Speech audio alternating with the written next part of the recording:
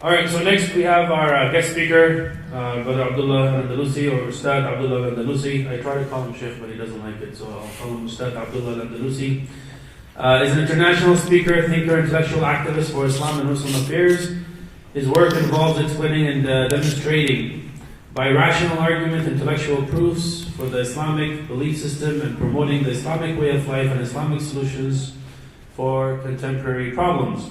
Abdullah has delivered talks internationally on the question of the purpose of life, the existence of God, and the miracle of the Quran, the superiority of Sharia as a social, political, and Islamic economics as well.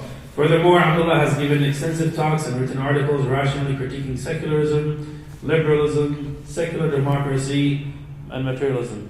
So, pretty popular guy. Atheism and secular humanism. He has spoken in community centers, universities, colleges, and has numerous appearances on various programs on TV channels, including BBC, ITV, BBC Arabic, BBC Radio 4, Al Jazeera, Press TV, Islam Channel, Iqra TV, and more. He has also engaged in a number of debates with atheists, secularists, agnostic, liberals, Christians, on a number of topics from theology to political philosophy. 2009, he co-founded the Public Discussion Forum, the Muslim Debate Initiative, a forum that promotes open dialogue and critical debate between thinkers, academics, political and public speakers of all backgrounds. Alhamdulillah, second time I think he's hosting him here in the GTA, and he'll be speaking at other locations for the next 3 days. I know he's tired, he was jet lagged today. May Allah bless him. He's excited to be with all of us and share, alhamdulillah, his expertise with all of us. So without further ado, barakallahu feekum, Shaykh Abdullah. Or Ustad Abdullah. Before I start off, I just want to say that I am ecstatic to be here. I've only been here in Toronto once 2 years ago, but I've met so many brothers and made so many new friends that I kind of consider this a homecoming to see family. And I want to give also a big thanks to I3 and the two dear brothers here for inviting me. And I think the best reward they can have given me is to give me the chance to see you and see them. And I think I prize nothing higher above that. So I'm really grateful, and I look forward to kind of seeing you more over the next couple of days, both formally and informally, and so on. So please don't be a stranger and approach me whenever you want. So for this lecture is about doubts concerning or in an era of individualism. And when you hear these big words, individualism, most people switch off. Even people that follow the creed switch off. They don't really know exactly what that kind of means. They think it means something to do with just being an individual, but isn't that just obvious? They would say, like, aren't we all individuals in a way? Aren't we just all like separate human beings, so to speak? So what's all this individualism, and why are you concerned about all this doubts in an era of individualism? What do you have to hide, or what are you scared of by having such concerns? But of course, most people who hold this belief don't actually understand individualism, even if they follow it themselves. But they all give you the same kind of responses and answers when you ask them, what is the purpose of life? And you ask them, they say, well, I don't know what purpose of life you might mean, but I'm just here to enjoy myself. So that's one. They'll say, if you ask them about what they do in society, what their work is they do in society, they'll say, well, it's great to help other people, and that's really good, but first and foremost, I'm here to do me, and then other people can do themselves, do you, as they say. And yeah, it'd be great. It's not that it's bad to help other people, and they might be very helpful for other people, but primarily they say that their lives are their own business, and other people's lives are other people's business, and no one should tell them how to live, what to do, and so on, even though they might watch TV programs that tell them how to live, and commercials that tell them what to buy, including fashions that say buy this fashion, or buy this electronic equipment. It gives you freedom. It gives you be unique and buy these sneakers or what have you, even though these are mass-produced items that thousands of other people are going to be buying and wearing. But somehow you're unique for buying these things. These things represent your uniqueness. So this idea that we must be ourselves, or authentically ourselves, and we must live free. And you think, free from what? Like, are you trying to escape slavery?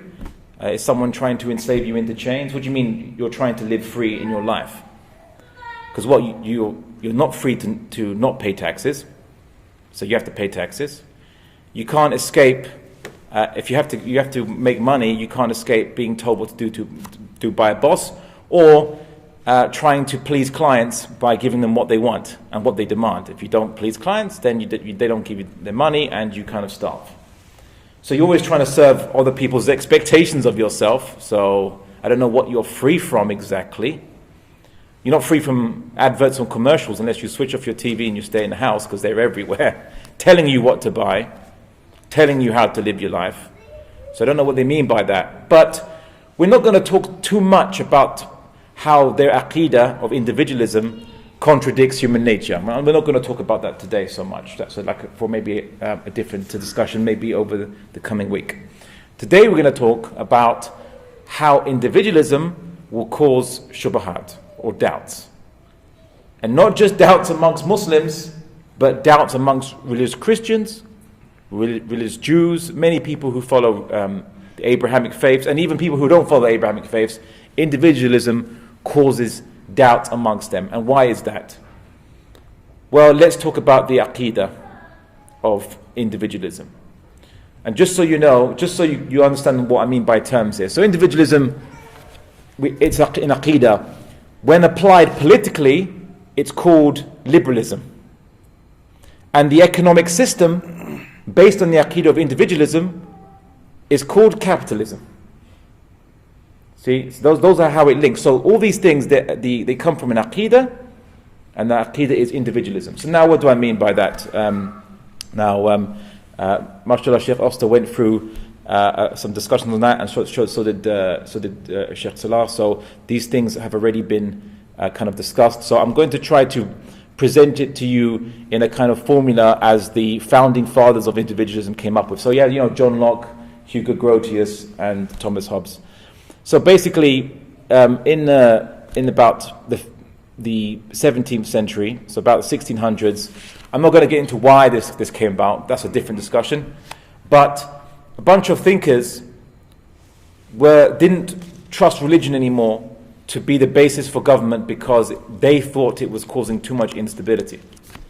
So they tried to think of a different way to create a government system not based on religion, not based on basically Christianity in essence. So they came up with an idea of that let's study human beings and find out, they studied the universe, and they're coming up with ideas of the natural laws of the universe, right? So they thought, let's study human beings and come up with an understanding of what is the natural laws for human beings. So did they put human beings in any experimentation? Did they use a scientific method? Did they do experiments and studies? Nope. They just started to develop their imaginations to say, I wonder what is the natural law for human beings? And they came up with a theory. And the theory is, before people came into society, what were human beings doing? Maybe human beings were just like wandering around by themselves in nature, through the forests and through the prairies, all by themselves as individual humans running around. But because that situation was not stable, because human beings could fight each other, and a strong human would bully a weaker human, they kind of came together and created a government or a society by which they could have a law that would defend themselves from strong individuals from bullying weaker individuals. And they believed in this kind of primeval state, that these individuals just walking around, that they basically had no interaction with each other, they didn't care about each other, they were in a state of pure freedom from any other human being. And then you said, well, then how did they even have children? Like, how did they even exist if they were all individuals, right? Like, what about families, right? And they said, maybe that's what happened was you'd have a woman and a man wandering around as individuals, and then they just bump into each other, and then basically the man would get the woman pregnant, and then the man would leave, and the woman would then leave pregnant, and then basically the woman, after she delivers a child and the child becomes an adult, the adult then separates from his mother and becomes an individual and just walks around. So it's all this, it's like you know how marbles are like, you know, flowing around in a plate, well, even then they bump into each other, but they imagine that humans were like these marbles just like running around and not having any contact with each other. Despite the fact that any anthropologist, any historian will tell you that there's never been any time in human history where this model could ever possibly exist or happen, it's ridiculous, because humans form families, they come from families, they form tribes for mutual protection. There was never any time humans popped out of existence as just a bunch of individuals, and then later on said, hey, you know what, let's just get together and be society. So these people, Hugo Grotius and John Locke and others, they came up with this idea, and they said this was a scientific idea, even though not based on any experiments at all whatsoever. It's purely just imagination from their heads. And then Hugo Grotius, when he discussed natural law, he said that this natural law, he believed what made it a natural law is that this law would exist even if God didn't exist. And that's an important thing to remember. Do you know why? Because that means that this conclusion they came up with, they believe to be more superior than God, because it doesn't require God to exist, to be a law, to be what they thought was how things are in the universe. And of course, John Locke then came in and made some other points. He said, if you are all individuals, then you have absolute sovereign control over yourself, as in you are the owner of yourself. You own yourself. You are the sovereign, you're the highest lord of yourself. No one else can be a lord of yourself, or nothing else can be greater than yourself. You are the highest lord of yourself. You control yourself and you own yourself. Even though you didn't create yourself. Did you create yourself to own yourself? No. You didn't make yourself. And even if you said, okay, you could say you came from your parents. Okay, but do you have a bill of sale where you bought yourself from your parents, or did your parents say, we give ownership of you back to you? Because some ancient societies believe that the parents own their children because they created their children. But even then, we don't believe that, of course. But you didn't make yourself. So how do you actually own yourself? You didn't buy yourself from something else. So where's your bill of sale to say, I own me? You don't. You say, but I can control myself, so doesn't that mean I own it? Well, if I can get a rental car and control where I drive it and smash it into things, but it doesn't mean I own it, and it doesn't mean that I'm not going to be charged for it afterwards. Just because I can control it doesn't mean I own it. Oh, so does that mean then you could then put chains on a person and lock him in your basement, and if the police come and you say, no, I own the person because I control them. I've got them under control. And say, no, you don't own that person. Or let's say, in case you get a smart aleck atheist, say, well, you don't actually control their movements. So say, okay, let's say you put a gun to someone's head and say, do what I say, and they're scared enough to obey you and move when you tell them to move and not move when you don't tell them to move. Can you say you own them then? No one would ever say that. It's ridiculous. So basically, the Aqeedah of individualism, it believes everyone owns themselves, absolutely nothing beyond that. Nothing else owns the body. You own it. Nothing higher than you owns your body. 2, what is the purpose of individuals then? What are they here to do? Well, they argue that John Locke and Thomas Hobbes argued, these are classical scholars of the West, in the West. They argued that humans have a desire. They have desires. They want to do things. They want to eat when they're hungry. And they want to chase after men or women, right? Where they have that desire, right? Or they want to basically have wealth or build houses for themselves, or if you're ancient humans, like have a nice cave, right? They have these desires. So then they came up with the idea. They said, what is happiness? How do you define happiness? And they came to the conclusion that happiness is the constant satisfaction of your desires. You eat, and you fill yourself to your belly, and then once you do that, that's maintaining happiness.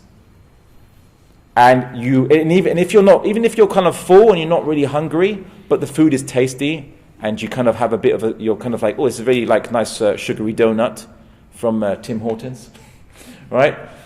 I'll have another one. I don't need it, but I'll have another one, right? They'll say that's you maintaining your happiness. Keep feeding yourself, keep looking for pleasures, going to playing games or chasing after people or what have you. All this is you being happy.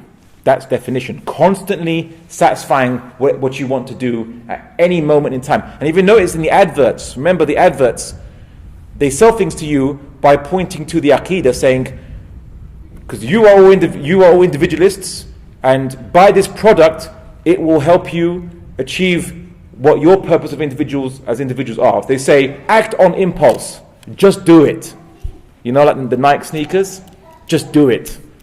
Where does that come from? The Aqidah. It comes from the Aqidah of individualism. They said it to you saying, you can fulfill yourself as an individual by buying these sneakers, or buying these shirts, or buying what have you. Okay, pursuit of happiness. And just so you know, an interesting little quirk on things, John Locke was very influential to the Americans. Right? They based their Declaration of Independence on John Locke's teachings and the Constitution as well.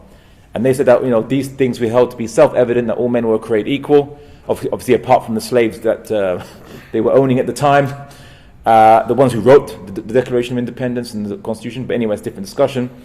And they also said that all people should be free to pursue life, liberty, and the pursuit of happiness. And they got that from John Locke's original statement that people should pursue life, liberty, and material things. But they thought, doesn't sound romantic. Let's change the material things to just happiness. But that's pretty much what they meant. Pretty much what they meant. Okay, that's so you own yourselves, and your purpose of life is the pursuit of happiness. Okay, so then how do people do transactions? How do people allow other people to touch them or what have you? They say you can only ever interact with any other person's body or their property, which they also own, by their consent. You need their permission, you need their consent. Because they own their body and they own their property, so you can only touch their property or their body by their consent. And you might say, well, and it's actually a small point, but it's actually interesting. Or how comes they can tax me without my consent, right? Well, they can tax you without your consent because anyone, when the people vote in elections, that's considered giving your consent to the government. The reason why the politicians want you to vote, they don't care who you vote for, they want you to keep voting, is because you vote, and that gives legitimacy to the government to actually charge you taxes. And you think, where'd you get that from? Well, not only did John Locke say it, and not only did Thomas Hobbes kind of discuss something similar, but why do you think the Americans rose up against the British in the first place? Why? No taxation without representation. What they meant by that is the Americans couldn't elect any MPs into the British Parliament. What they first wanted was MPs in the British Parliament, right? That's what they first wanted. And if Britain had given it, they probably wouldn't have rebelled. They probably, more or less anyway, probably. So, because they didn't have a chance to vote, they said it's not fair for you to tax us then.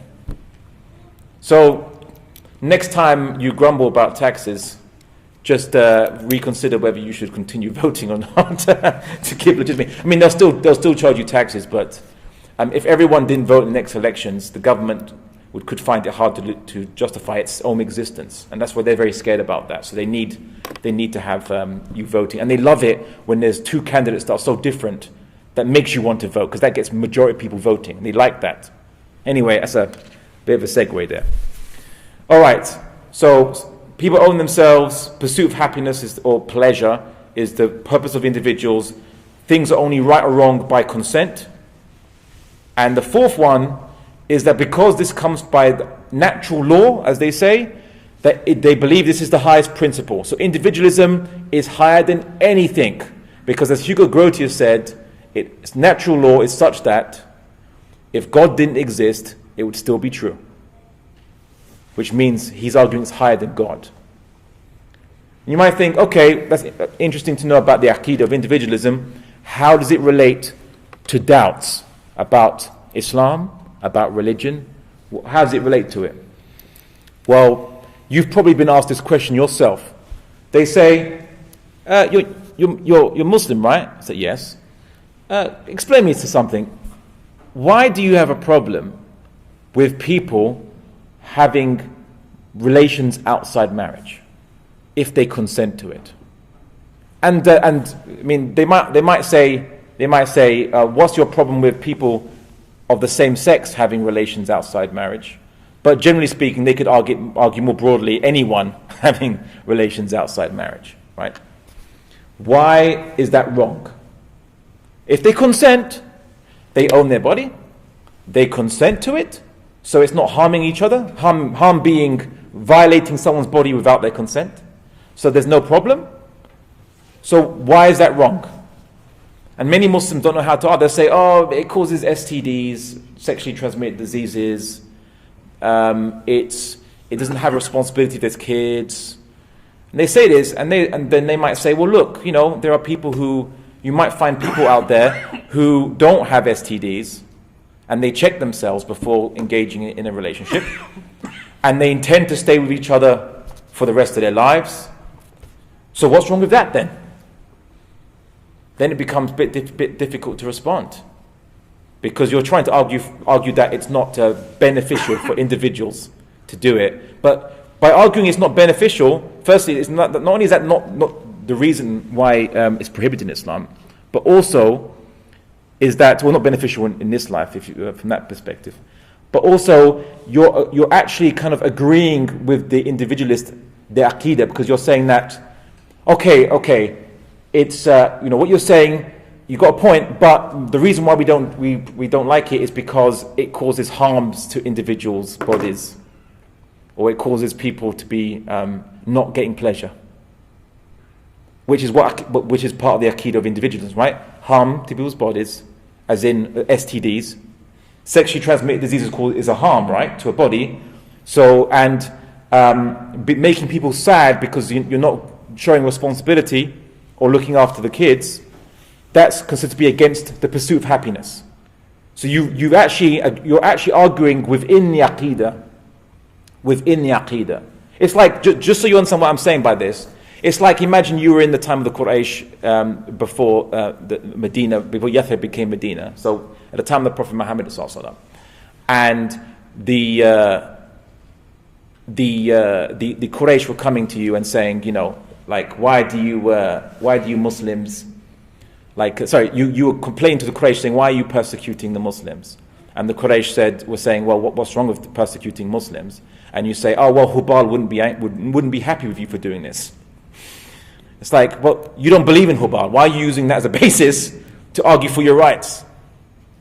You say, Hubal gives us our right to be Muslim. The Quraysh would be amused by it because you don't believe in Hubal. So why are you using that as your Aqeedah to argue for your rights in this? That's not how Muslims should argue. And that's going to give Muslims doubts. Why does Allah prohibit this then? Why does Allah prohibit people from making consensual choices then? It's a tough one. I mean, it's not the toughest of all. I've got other ones, but that's just to start off, right? Well, here's an argument. Here is the real response. Okay, you say it's wrong to do something to a body without the consent of the owner of the body, right? And they say, yeah. I think some of you might see where I'm going with this. Who owns your body? Who owns the heavens and the earth and every single atom in it? Who owns it? Who owns everything? Allah owns it. And has the owner of the body given consent for you to use his property that he made and he's constantly sustaining it? If he stopped sustaining you, you'd pop out of existence. Right? You know the idea of amana? Like if someone gives you something as a trust, you can't misuse it. Right? So Allah hasn't given you ownership of the body, He's given you control of the body. Like a rental car, as an amana. So has Allah subhanahu wa ta'ala given you the consent to misuse His property? to have relations outside of marriage, or relations outside of marriage, full stop. Whether it's same sex or other sex, just full stop, relations outside of marriage. And they say, and then they won't know what to say to you, the individualists, because if they don't believe in God, that's fine, but they can't say, you don't have a basis for this. And as a Muslim, this is our basis. Allah owns your body, He doesn't give consent for it, because that's not what He intended His property to be used by. It's not in the way of the fitrah that He intended us to kind of the natural way of us to exist and live. You know what the Sharia means? Linguistically, it means a way, a pathway. It was used by Arabs to say pathway to water, like a Sharia. Pathway to where you have somewhere you can drink and sustain yourself. It's a path. It's a path that represents our natural law, the law that Allah intended for us by our fitrah. So this is how you defeat that doubt. But don't accept their Aqidah. That's what causes you to doubt. And we're going to go on other stuff. What about, okay, here's one. They say, God gives you free will, right? I said, yeah. So we have freedom to choose. Everyone has freedom to choose. And you might say, everyone has freedom to choose. Okay. So then why does He punish people for making choices? Isn't that not fair? Just because you choose something that he doesn't like, why does He punish you? Why does He punish you? That's not fair. If you're not harming anybody, if you're not harming anyone, why is He punishing you? Well, simple reason. You see, in the Aqidah of individualism, because they believe that you own yourself completely, they've made God to be just like another individual, someone else who's interfering in your life by telling you what to do. And likewise, if your neighbor tells you to, let's say you have a neighbor and your neighbor says to you, that red jumper you're wearing, I hate it, don't wear it anymore. And then next day you continue wearing it because you think, why's my neighbor telling me this? And then you're still wearing a red jumper, and then your neighbor basically punches you for wearing a red jumper that he didn't like. You say, how dare you punish me? It's not your business to tell me what to do. That's exactly how the individualist would see God. He's another individual. I'm my own individual. Why is He interfering in my business? Telling me what to do if I'm not harming anyone. Oh, they don't mind God punishing people for harming other people because they say, human judges do that. In the courts, in the police. Oh, they don't mind that. But if God is punishing you for doing sins or not worshipping Him, they say, why is it God's business to demand people worship Him? Right? He even doesn't need it. So why is it His business to ask you to worship Him, and then He punishes you for not worshipping Him? That's not His business. Because they treat God like He's a neighbor. They don't treat God like God is the one who owns you. He's sustaining you, and He created you for a purpose, and that good and bad isn't about consent. Good and bad is whether you are following the purpose He created for us or not. And I explain that. If you have a car, I know everyone here drives lots of cars around in these big wide open roads, not so much in London, there's too much traffic, so people just take public transport. But if you have a car, right, what's the purpose of a car? Can anyone tell me? What's its purpose? Take you from point A to point B. Okay, good. So, if you have a car that can take you from point A to point B, is it a good or bad car? Okay, it's a good car. I mean, there can always be things that are better, but let's say it's a good car. Let's say you have a car that has no engine and no wheels. Is it a good or bad car? Sorry? You don't think it's a car at that point? Yes, a good point. But is it a good or bad car? Let's say it has wheels but no engine. Or let's say it has an engine but it's broken. It's a bad car. Why is it a bad car? Yeah. It's not fulfilling the purpose. That's what good and bad means. You're good if you're fulfilling the intention or the purpose that the creator of the entire universe intended for you. And you're bad if you don't fulfill the intention that he created for you. Your purpose as a created thing, like the car is a created thing. So that's what good and bad is. And Allah subhanahu wa ta'ala is when he created everything. Creation itself is a manifestation of God's power.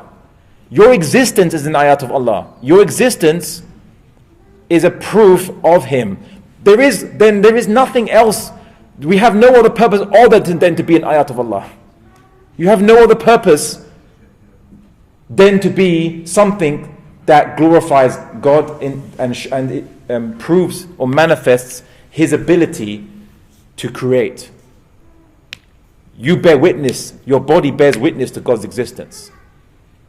So if you then choose with your free will not to bear witness to God's existence, then this is a very big crime. And he has full right to demand this because, well, He made you, He created you, and He's currently sustaining you and everything else for that purpose. There is no other conceivable purpose that we could ever have, ever. Then they say, okay, why does suffering exist, or evil? Why does evil exist? And many Muslims have doubts about. They say, oh look, there are children that die young, there are good people that get persecuted by tyrants and dictators. People get tortured. People have diseases that gives them lots of pain. And even they'll say, look in the animal kingdom, right? There are like a lot of suffering sometimes happens with animals eating other animals, or chicks being born and tumbling from the nest. What did they do to deserve that? Why is God punishing them? That's not fair. And why do they say that? They say it because of the aqeedah of individualism that says your purpose is to pursue happiness, meaning pursue pleasure. So if they say, okay, we can accept that God exists, yeah, we can accept that. John Locke was a Christian, right? I mean, it's strange, funny to believe that, but yeah, it's funny that that's even the case, but yeah, he was a Christian. But they say, okay, God made everything, and we now believe that our purpose is to pursue happiness and pleasure. So then why is God making a universe whereby we don't always have pleasure, and in many cases we have pain? That's not fair. That's not fair based on what we think our purpose is, which is the pursuit of pleasure. And then it causes doubts. And when Muslims try to say, oh, well, we need pain and suffering as a test to make choices. But they'll just respond to you saying, okay, but why does God make a universe that even needs tests of suffering and pain when our purpose is to pursue pleasure? Because again, if you accept the aqeedah without thinking about it, they'll always win in the argument. Don't subconsciously accept their aqeedah. Don't do it. Start with your aqeedah first. And just say that Allah subhanahu wa ta'ala made creatures to move and desire to change and work with using pain and pleasure. Both have to be there. To motivate you. Like, a car engine, right? It needs to have fuel to make it go.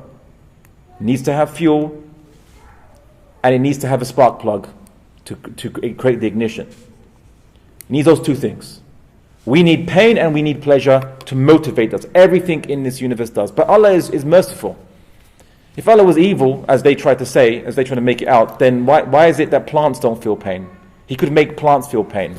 We would have no reason, no purpose for it. Doesn't. Every creature only feels the amount of pain, because not every creature has the same kind of nerve system that we do. Like insects and bugs and things like this. Every of these creatures only feel the certain amount of pain they require to motivate them in their own world, in their own situation. They don't need, they don't have the same nervous system as we do. They don't feel the same amount of pain. Like a cricket doesn't have the same nervous system as a human or a donkey or an animal. But ultimately, pleasure and pain is to motivate creatures to move in worship to Him, to live as ayat of Allah, as a manifestation of God. And pain and pleasure, you see, if we only experience pleasure or if animals only experience pleasure, they would never know how much they depend on God and how limited they are. But because everything, animals and humans, we experience pain, we see in this universe, we feel and experience that we are limited things. We are not gods. And every animal will bear witness that they were limited, and every human will bear witness in their judgment and that we are limited because we couldn't stop certain pains and we couldn't gain certain pleasures. But you need to have both as part of our existence, because both pain and pleasure bear witness to Allah. Pleasure bears witness to Allah's mercy, and pain bears witness to our limitations as created things. That's the Islamic response to them. Don't accept their Aqidah. And I think the last point I'll kind of raise up, I'll make a point on this, is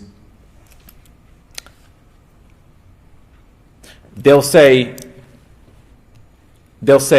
why does it have to be Islam? Why one religion? Why not other religions? Why can't people just choose whatever religion they want? Why does God punish you if you're in the wrong religion? That's not fair. You're meant to have free choice, they say. Yeah? Again, from the argument that human beings own themselves, and they should and what makes something good is they give a consent, as in choice, to do something. So if they want to be a Hindu, then why they should be punished for being Hindu? Because they chose and they consented to it. Why be a Muslim? It should be allowed if they consent to it, and that's what makes it good. Not that if it's true or not. Just what makes it good is that they chose it and they consent to it. What makes it good to be a Christian, what makes it good to be any kind or a polytheist or what have you, is their choice. So they view it as injustice to be punished for making a choice about what religion you're in. And some people who try to be like liberal Muslims who just fully adopted the Aqidah of individualism and just retain the label Muslim, they say, yeah, it's okay, all paths go to God. Say what? So even a Satanist, that goes to God? Or someone who believes in multiple gods? Because that's a whole bunch of paths there. If you believe in like a whole number of Zeus and Thor or something, that's a path to God too? No, there's truth and falsehood. And Allah subhanahu wa ta'ala made us to bear witness to the truth. What does it say in the Quran? He made the universe bil-haq, in truth. If you don't follow truth, you are rejecting Allah and you are rejecting everything that He made. I mean, sure, if you're following the wrong religion because you didn't know any better, you're in Amazon rainforest and you tried to search for the truth and you are Hanif, rightly inclined, then it's not your fault. You tried your best. The truth wasn't shown to you. You can't be punished if the full truth wasn't shown to you. But even many of the Hunafa, and I'm referring to those who are Hanif, or the rightly guided, they'll be judged whether they believed in one God above everything, or they worshipped humans or creatures or things, because that you should be able to tell with your mind. You don't need the revelation to say that's right or wrong. You should be able to tell that with yourself, with your mind. Because you're here to be a witness to the truth, and if you're not, then you're going against your purpose, and that's bad from the Islamic perspective. You have a purpose, you don't fulfill your purpose, that's bad. Not choice, oh, my free choice makes it good. Nope. If you choose falsehood, that's bad. If you choose it deliberately, or you choose it not caring whether it's false or true, that's bad. So, this Aqidah of individualism. From this Aqidah springs all the doubts about Islam, about religion, because the Muslims who hear it, who grew up in the West and even in the Muslim world after colonialism, they have unwittingly and subconsciously adopted the Aqidah of individualism, and they try to defend Islam using the Aqidah of individualism. You might as well try to defend Islam saying that Hubal supports it. All right? That's how ridiculous it is. So, in essence, brothers, if you want to maintain your faith and you want to justify and show your faith to be true in an era of individualism, don't follow what everyone else is doing and adopt the Aqidah of individualism. Adopt the Aqidah of Islam, and you'll find that it stands on the strongest of supports. أقول قولي هذا واستغفر الله العظيم.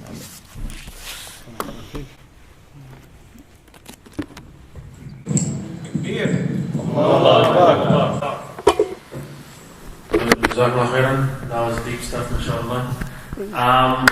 All right, let's take some time, inshallah. Not too long. Sheikh has to eat and sleep. We do too, but blaming the Sheikh. Let's take some time for a question and answer. We don't have hundreds of people here, so I think just raise your hand. I'll select the person, inshallah. If I'll try to repeat the question so everybody can hear it.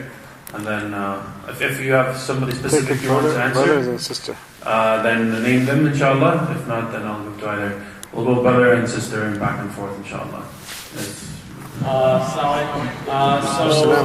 Brother Abdullah was talking about the state of nature, Thomas Hobbes.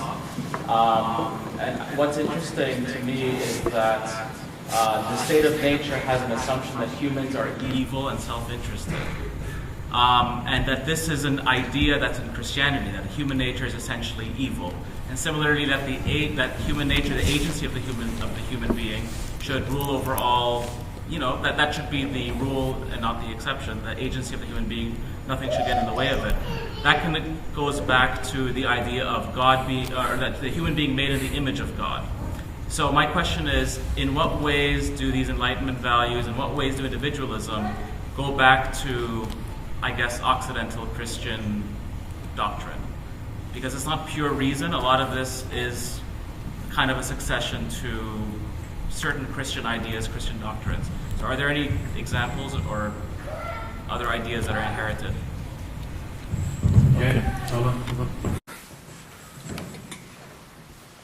Can you repeat the question very briefly? Okay. I'm going to give you a brief answer. There's a big debate as to how these Enlightenment values, when we mean by Enlightenment, it's just a period of time in European history where liberalism was invented. They call it the Enlightenment, not to be confused with the Renaissance, which was a technological development in Europe 600 years prior to the Enlightenment, or at least before it was realized in politics. Okay, so Christianity believed that human beings were irredeemable and evil.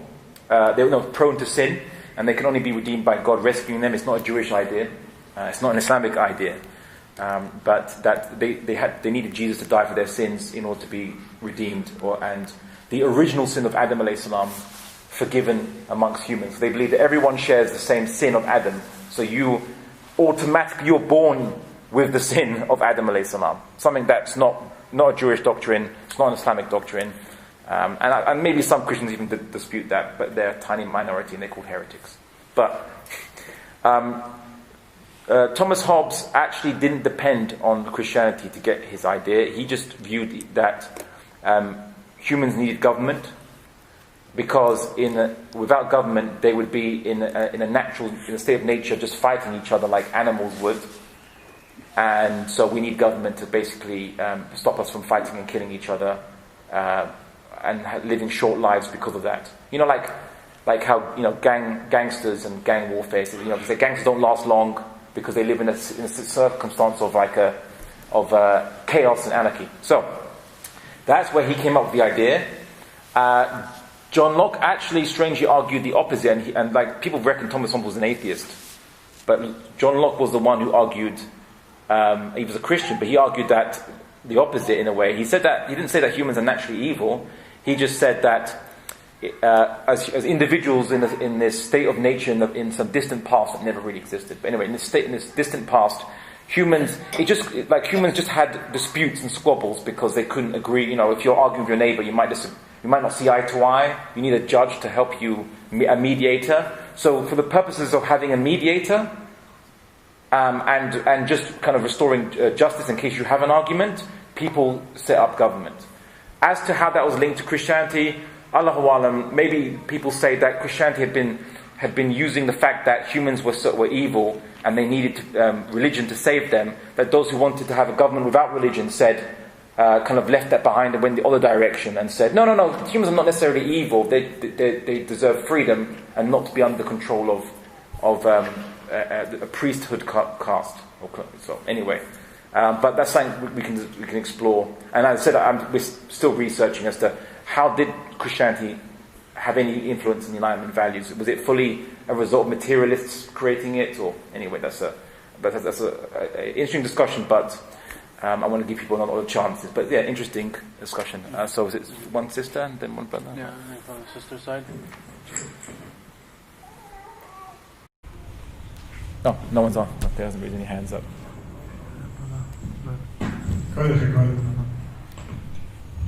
So, question, Barakallah fikum, Jazakumullah khairan. Assuming that individualism has become more popular in recent times, and in previous times, the main goal of life was just to survive. Since that's changed now, since we have a lot more technological advances, we have a lot more we can do. Do you think that has increased the just naturally made us more individualistic? So basically, has this appear that individualism is increasing, and is it partly due to technological advances as well? Right? Okay. Okay, so it's an interesting question. Has technology made us more individualistic? I would say it could be argued in different ways. If we had a society whereby you had a family being the center of that society, people really wouldn't have enough time to kind of run to their rooms and go on computers and things like that. People would eat together. You notice that in certain before even people had smartphones, and before Facebook, and before even the internet, right? Teenagers being raised on this aqidah would go to their room and eat, and not eat with the family. They'd watch TV, and even if you didn't have a TV, they'd read magazines or things like that. They'd read. Even before internet, before even they didn't have a TV in their house. People would want to do their own thing. But as time goes on, people want to. The technology was invented, and it was sold to people as something that could make you better individual, as in more independent by yourself. So now you can control when you talk to people. You don't have to have people decide when they can talk to you by coming up to you and say, hey, you've got 5 minutes, can I talk?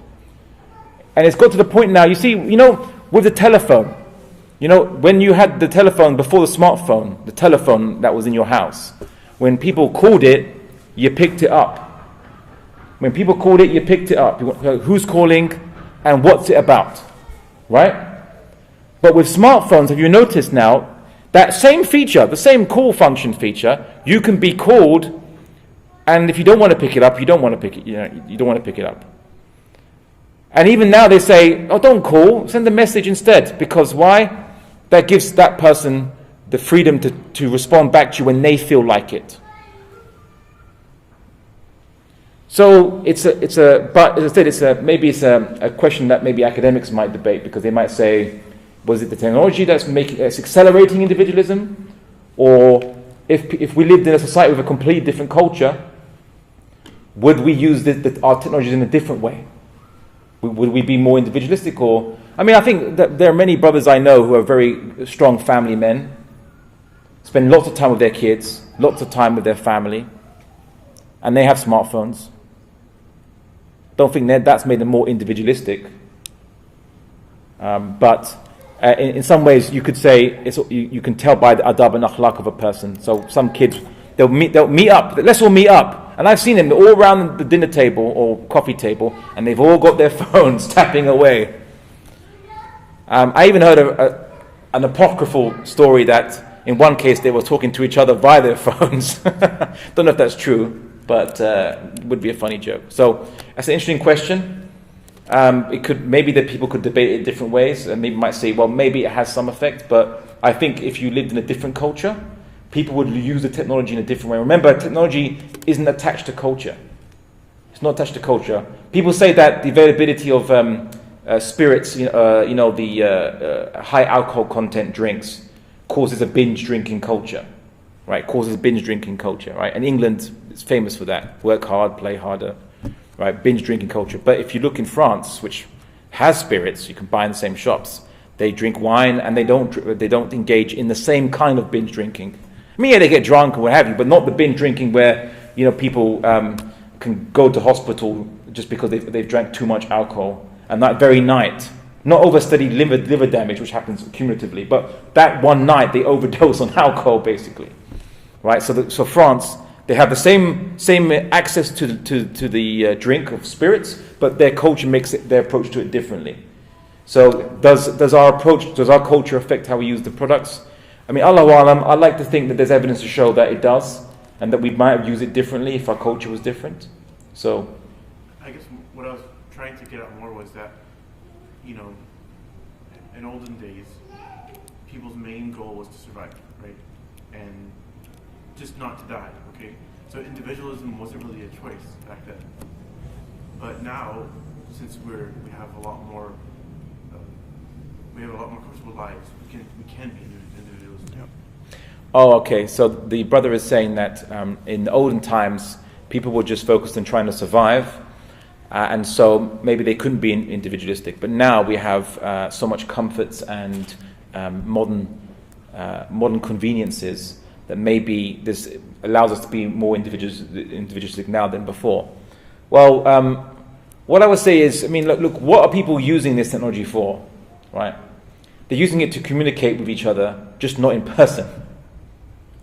But back in the medieval times, there's still social networks. They were just in-person social networks. Instead of people posting gossip on their page, they would just make gossip by their tongues, and that would spread via the people talking to each other. So humans are always social. But the thing is that we use this technology now to try to control when people come to us to ask to be social. If that makes sense. So you say, you know what, I don't want to talk to people right now, or I don't want to actually have to kind of like sit down, listen to someone in a coffee shop, or like look interested, or maybe I haven't done up my face, and if you're a woman, or maybe I'm just in my PJs as a guy and I don't want to dress or whatever. I don't want to meet people, but I still want to talk to people. So they'll still be posting stuff and talking to people online. They're still talking to people, but they just don't want to. They just find it convenient to maybe talk to people they want to talk to, and if people they don't want to talk to come, they can just choose to ignore them for a bit, right? Or ignore them completely. So that's how it's made you individual, because they said, isn't it like pressuring your freedom if you're forced to talk to people because they come up to you and you want to be impolite about it? Well, social media, all this stuff offers you a way to, and smartphones offers you a way to kind of like ignore people for a bit because you're an individual and you should have some freedom. You should have more freedom. That's how they sell it. Understand? So, and besides, people still like, we're still kind of worried about not dying and things like that. But the point of talking to people was, hi, how are you? Why? It's like, do you need something? They ask, how are you? Are you sick? That's where we need each other, right? That's why, and we still use it to this day. So what you're saying is an interesting point. I will say that my last kind of response to you in this is that maybe there is a genuine point to make with village life and city life. Even in the medieval times. In a village life, it was a small village, everyone knows each other, you can't do anything without everyone knowing about it. You know, everyone speaks, you can't go out without talking to anyone. But in a city, you had a bit more, like, you know, you didn't know everyone in the city, it was too big, but you might know your neighborhood. Right? You might know of your neighborhood, but you don't know everyone in the city. And so you could basically live a little bit more separate or isolated a little bit from everyone compared to if you live in a village. Maybe that was true, but that was true back in the medieval times as well as now. So anyway, so I think that time doesn't change anything. Humans are always the same. But this aqidah of individualism, this has made something, a new circumstance, a new situation. Maybe I can comment a little bit myself. So I guess from my perspective, the last few years in the States, at least, the statistics of people living with their families have increased. And that's because of the economic situation. Let's say a couple of decades ago, most youth basically, at least after graduating from university or even after leaving high school, they would leave their parents, go get some loans, get a university degree, and get a job, and really just like leave their family's nest since then, and totally live on their own, pure individualistic life. And I do agree with you. Basically, I think changes in the economic situation, the ability of the individual to survive on his own, does impact the behavior that results from individualism. But I do like to basically also separate that individualism and ideology. So, like prior societies before the intellectual revolution in Europe were not individualistic in terms of their aqidah. Lots of societies, for example, in Arabia, was tribalistic in nature. Southeast Asia and China and Asia Pacific were very, very family-oriented conservative societies. So that would basically, first of all, the idea itself basically impacted people. But what I'd like to basically add here is that the economic situation allowed people to really live it to the max within a specific period of time. And right now it seems basically things are reversing, and you have more kids basically staying with their parents until they're 25 and even a little bit more. And now living with their parents basically doesn't come as free, so they're not going to be as individualistic as they can because they feel that somebody's taking care of them and they need to give back and so forth. So that does basically kind of lessen at least what I call the individualistic behavior of people. So I do agree with you from that perspective. And in technology in specific, I personally see that the phone, it does basically keep people away. But I'm not sure if I would call this individualistic behavior. I think this just keeps people busy. When a husband goes and works for 12 hours a day, he's not individualistic. He's just basically busy with being able to get things done. And using a phone could be because of individualism, because you don't care about nobody else, but just basically that you're trying to get certain things done and you're just busy to get that task done. So it also separates technology and wouldn't basically generalize. So from a technological perspective, as I said, basically it depends on the reason of your behavior.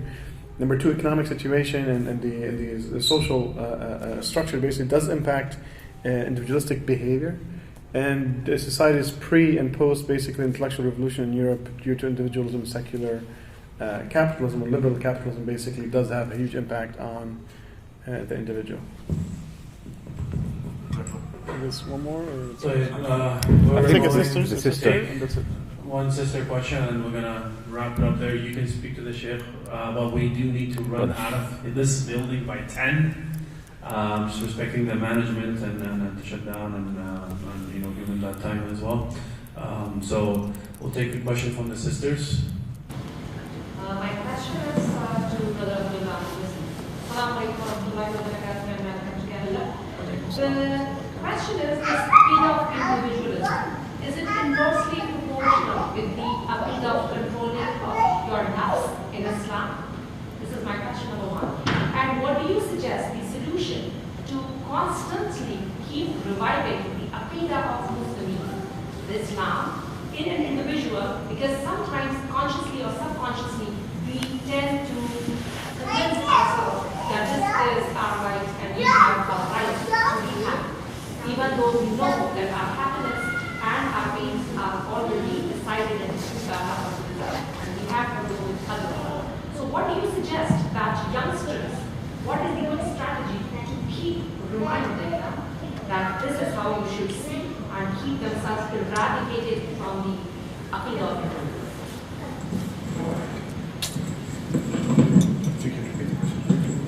Okay. So I'll repeat the question in reverse order.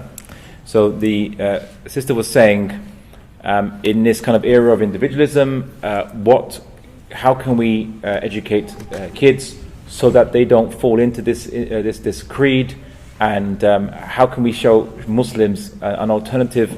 How can in what approach can we do to revive the Islamic creed? How do we keep reviving it in order that it keeps that the younger generation can not fall foul of individualism? And her first point is individualism disproportionate or inversely proportionate to kind of the someone whose ability to control their nafs, their desires? So, well, first and foremost, one of the things I think is miraculous about the Quran is that it could have It could talk about one reality that was at the time of the Prophet Muhammad ﷺ with a form of words. And then thousands of years later, in a different reality, those words still make sense and give really good guidance. So when it says, when it says in the Quran, have you not seen the one who's made their desires, their Rabb, their Lord, right? Referring to someone who they reject the truth about Islam because they've chosen their desires over choosing the truth. But now, 1,400 years in the future, individualism is quite literally making a person's desires actually into their God. Be an authentic you. Authentic what? What's authentic about you? What is even you? What your combination of DNA, your parents raising you and inculcating you certain desires and tastes, random things that happen to you in your life, and of course the culture that was around you and the language that you were taught. All these things are external things making you and building you up, things that came into you, so to speak. But there's nothing. What's intrinsically you? What's super unique about yourself? But individualism, I actually call individualism the Tawheed of liberalism or the West. It's their Tawheed, because we believe that Allah subhanahu wa ta'ala is unique. There's nothing like unto him. He's independent. Nothing controls him. And that he is infinitely creative. He can create. He has infinite power to create whatever he wants. And there was nothing that came before him. And he actually has true free will. True free will. Why? Because he doesn't depend on being given choices or tests to make a choice. Our free will, we depend on imtihan, right? We depend on tests. The whole point of tests is to allow you to make a choice. If God didn't test you, you wouldn't be able to manifest free will. But Allah subhanahu wa ta'ala can create things without any choices being given to him or any waiting to be in any circumstance or situation. He just creates, he doesn't even need to have enough to give him desires. He doesn't have enough that gives him desires that he has to then follow those desires. No, he literally just wills it straight with no nature that pre-exists his will. True free will. God truly has free will. But guess what? How we describe Al-Ahad, the one, individualism describes people or individuals. The human has infinite creative potential. You are independent, self-sufficient. Be self-sufficient, isn't it? They always tell you, be self-sufficient. You're self-sufficient. You're like, well, Allah's only self-sufficient. Isn't it funny? The Quran talks about this Qurayshi guy who's arrogant, who's arrogant because he believed he was self-sufficient. He rejected the truth because he believed he was self-sufficient. This is where his kufr comes from, arrogance. Arrogance. So before, the Quran was talking about people who made their desires into their Lord because they just chose their desires over following the truth. But that verse, I think, who's revealed to us by the one who created both the past and the present and the future, knowing everything that's going to happen. I like to think in Allah's hikmah, but Allah knows best, obviously, the meaning of his verses. But I like to think that it talks about those who literally created a religion based on making their desires their Lord. Literally declaring it now their Lord. Be impulsive. Just do it. So, I don't think it's inversely proportional to controlling your nafs because they don't believe that, okay, maybe you could say it's true, they don't believe in controlling your nafs, they believe in following your nafs, whatever it says. No, from a Muslim perspective, from Yeah. a Muslim point of view, because if a Muslim is able to control Islam, as you said, that Rasulullah said that, have you seen a person who worships his nafs, who follows his nafs to the extent that he prefers his own nafs over the hukm of Allah. So in that sense, I'm saying that for a Muslim, controlling his nafs and individualism are these inversely related to each other.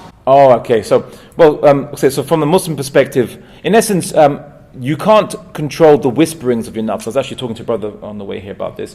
And we know from, I believe, from a hadith where the Rasulullah was talking about Allah subhanahu wa ta'ala saying that Allah will forgive what your nafs, the whispers of your nafs, as long as you don't act on it, right? Because your nafs is always going to whisper. You can't stop it from whispering and telling you desires, from giving you motivations. You can't stop it. You don't have no choice about it.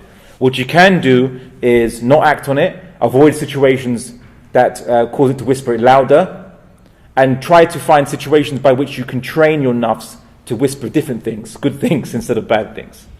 Right, so training. But that's that point. As to your second point, which is now just kind of, sorry, my jet lag has now made me forget it. The second point after that was the tarbiyah, the kids, basically. Oh yeah, the children. Yes. How do we kind of train our children to kind of like not follow their nafs and the wrong things, and not be individualistic, but act correctly? Well, do you know what a famous Western philosopher said? Recent one kind of said that you can't basically escape suffering, but kind of getting happiness is just understanding why you're suffering or what you're trying to achieve. Basically, purpose. Right? You have to give the children purpose. If you don't give them purpose, you're just telling them to live their lives, and all that's left is their nafs talking to them and telling them all kinds of things and being manipulated by adverts and society, because all that society, all that culture and adverts and all these commercials and all these teachings that they get from their school tell them it's to manipulate them and their nafs to whisper certain things, bad things. But if you don't give them an alternative, then of course they're going to follow that. And what I mean by an alternative is, because they're living in the West, right? You have to give them a vision beyond the West. If you tell them that their purpose of life is just to rise up in society and be respected in society, then they're going to think about how to do that in a society where the culture is based on individualism. But if you tell them there is an Islamic world project that the Rasulullah ﷺ started and that all Muslims have to strive towards, which is bearing witnesses to mankind that there is only one God, and this God is Allah subhanahu wa ta'ala.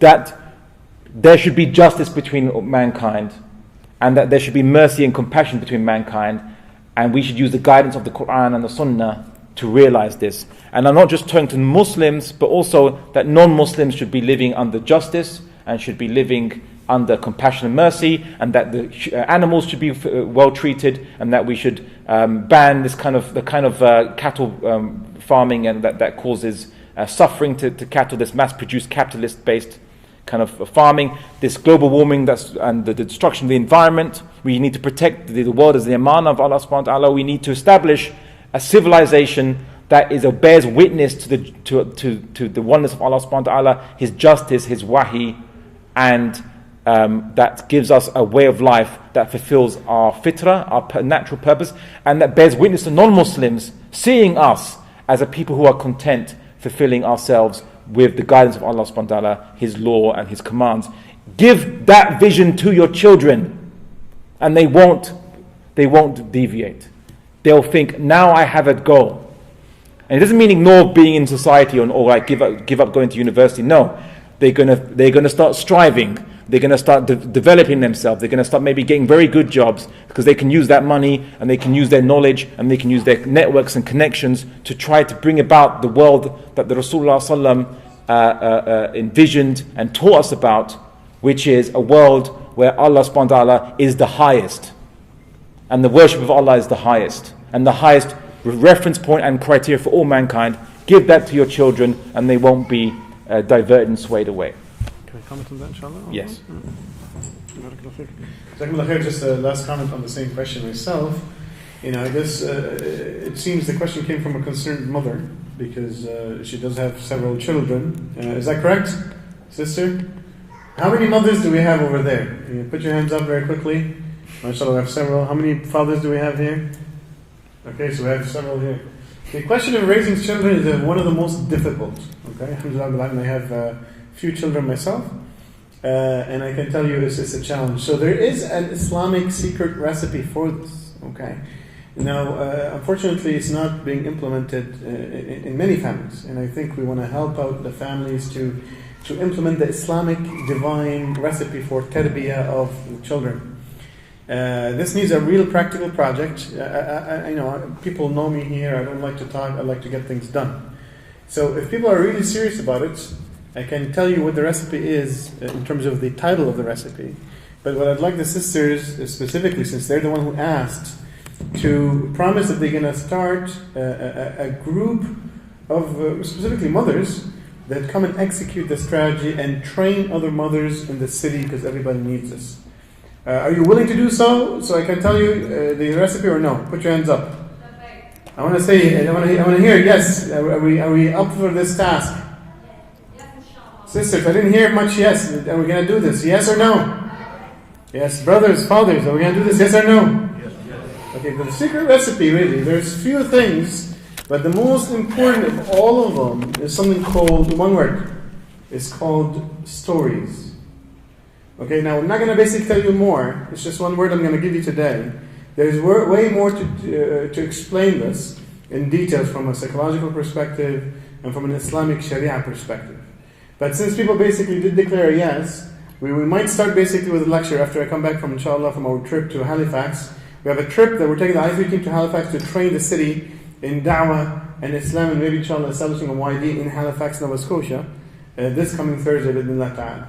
After we come back, Allah bless you, the sisters need to make the effort to set up a lecture specifically for young mothers and mothers basically to be, and fathers to be, so we can discuss the usul al-tarbiyah, the fundamentals of Islamic tarbiyah of children, and give a roadmap so you guys can implement it on a weekly or bi-weekly basis within the community. This message, inshallah, can host such a session, and this session is very, very needed if we do it the right way. Barakallah fikum. I'm going to give the mic, inshallah, to Shaykh Rasul so we can finalize. This is the last moments of this lecture today. Barakallah fikum. Jazakallah for coming. May Allah bless Ustad Abdullah Andalusi, Shaykh Ustad, for their remarks and their insights. Alhamdulillah.